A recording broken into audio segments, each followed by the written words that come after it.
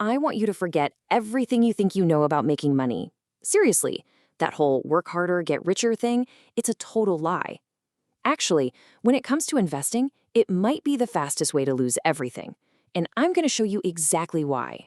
Look, I'm just going to say it. Your parents probably lied to you. So did your teachers. Now hold on. It's not because they're bad people. It's because they taught you the rules for one game, but they didn't tell you about the secret level where all the rules get flipped upside down.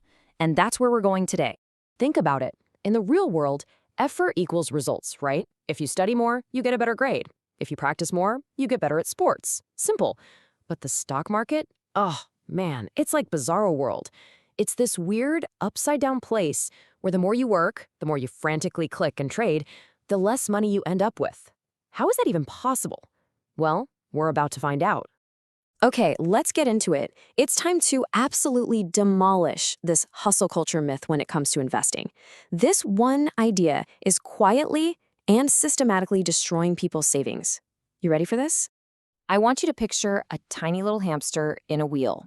It's just going for it, full speed, sweating, heart pounding, but it's not going anywhere.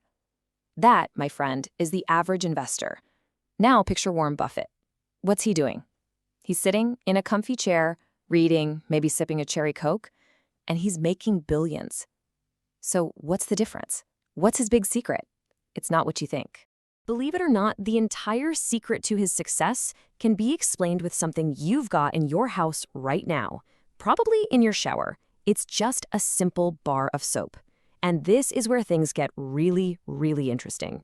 Imagine your entire life savings is a wet bar of soap. Okay? As long as you just let it sit there, it's fine, it stays solid. But the second you start fiddling with it, it starts to shrink. You get scared, you squeeze it tight. You get excited, you start tossing it from hand to hand. And every single time you touch it, a little piece of your wealth just melts down the drain. Now, in the finance world, they have a boring name for this: friction. I think that's way too nice. It's more like invisible termites, just chewing away at your money 24/7. Every time you buy or sell, you're just ringing the dinner bell. First, the taxman swoops in and takes a huge bite, then your broker comes along and takes a little nibble in fees. You do that enough times, and poof, your bar of soap is just gone. So what's Buffett's genius move? He just leaves the soap alone. That's it. He buys a good bar of soap, puts it on the shelf, and walks away. He knows the real money isn't made in the frantic action. It's made in the patient, powerful act of doing nothing. Okay, so if it's that easy, right, just leave the soap alone, why doesn't everybody do it? Well, here's the problem. Your brain is fundamentally broken for this task. It's not your fault, it's just bad wiring from the factory. See, your brain is basically a caveman. It was designed to keep you alive in the jungle, not to navigate the stock market. So when it sees a threat like the market suddenly dropping, that caveman brain doesn't see numbers on a screen. It sees a saber-toothed tiger, and it screams one thing: do something, run, sell. It just can't understand that sometimes the bravest thing you can do is stand perfectly still. This built-in action bias is the silent killer of your investment returns, but it also leads to one of the most unbelievable facts in all of finance. If doing more makes you lose, then who actually wins the most? The answer is, it's just wild. So Fidelity, this massive investment company, decided to figure this out. They ran a huge study on all their accounts to see which type of person got the best results. Was it the brilliant day traders, the financial wizards? Nope. The winners were the people who did absolutely nothing. I am not making this up. The top performing accounts year after year belonged to people who were dead, or people who forgot they even had an account. Why? Because dead people don't get scared. Dead people don't have FOMO. They can't panic sell when the news gets scary. They are the ultimate lazy investor. So, good news. You don't actually have to die to get rich. You just have to learn to invest like you are. This isn't about being truly lazy. It's about being strategically lazy. It's about swapping that frantic, chaotic energy for a calm, deadly effective plan. Let me put it this way. The average investor acts like a machine gunner in a panic. They're just spraying bullets everywhere, burning through ammo, and hitting absolutely nothing of value.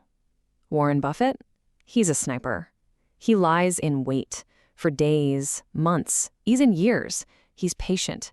He waits for that one perfect, can't-miss shot, and then, bang. One shot, one massive win. And then he goes right back to waiting. Want to start thinking like that sniper? Try this mental trick from Buffett. Imagine you get a punch card with only 20 slots on it. That's it. You get 20 investments for your entire life. How would that change the way you invest? Would you waste a punch on some random hot tip? No way. You would wait and research and be incredibly sure before you punched a single one of those precious slots. That's the mindset. Still not convinced? You're thinking, yeah, but the super smart geniuses on Wall Street, they can beat this lazy strategy, right? Well, Warren Buffett literally put $1 million of his own money on the line to prove that they can't. So back in 2007, Buffett threw down the gauntlet. He made a decade-long $1 million bet. In one corner, you have the Ferraris, a team of 5 elite, super smart, hardworking hedge funds. And in the other corner, you have the Tortoise, one lazy, boring, do-nothing S&P 500 index fund. The best brains in the world versus a computer program. Who'd you put your money on? Well, after 10 years, the results came in. And it wasn't even a competition. The hard-working geniuses, they managed a pathetic 36% return.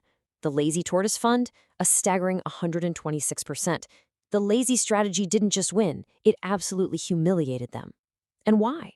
Because while the Ferraris were busy trading and churning and feeding those invisible termites, the Tortoise just sat back and enjoyed the slow, steady ride of the entire American economy.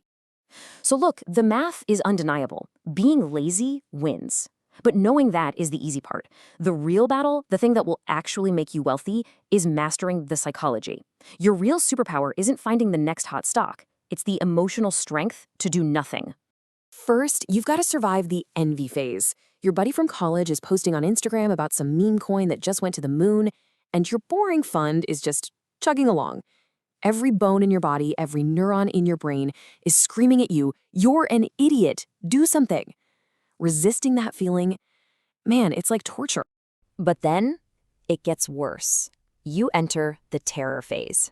The market is in a free fall. The news is yelling, "Crash." It feels like being in a crowded theater when someone screams, "Fire." Your gut, your caveman brain, everything tells you to run for the exit and sell everything. But here's the secret. In the stock market, the exit door is a trap. The real question is, can you force yourself to stay in your seat while everyone else is panicking? So let's wrap this up. What have we learned? It's simple, but it's not easy. Number 1, more work means less money. Number 2, your life savings is a wet bar of soap. Stop touching it. Number 3, your own brain is your worst enemy. Number 4, be the patient sniper, not the panicked machine gunner. And finally, remember this. In the upside-down world of investing, laziness is your superpower. So there you have it. You know the secret now. The math couldn't be simpler. But the psychology? It is absolute torture. So the only question left is, are you strong enough to handle the gut-wrenching pain of doing nothing in order to win? Are you?